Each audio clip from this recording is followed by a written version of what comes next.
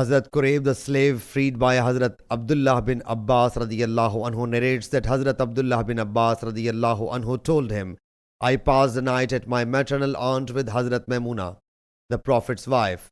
He says, I lay transversely, whereas Allah's Apostle sallallahu alaihi wasallam and his wife lay longitudinally on the mattress.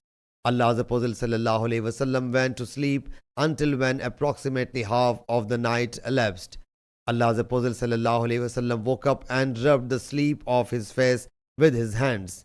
He sallallahu alaihi wasallam then recited last 10 verses of chapter Imran's progeny.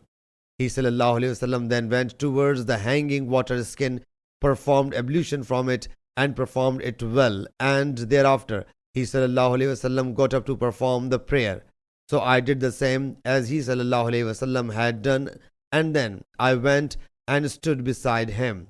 Whereupon Allah's Apostle sallallahu alaihi wasallam placed his right hand on my head, then seized my ear with the right hand and twisted it.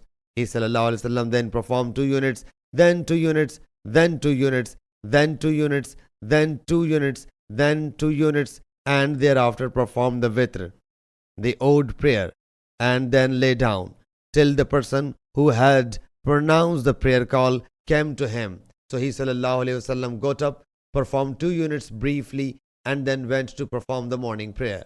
Sahih Bukhari, Hadith number 4571.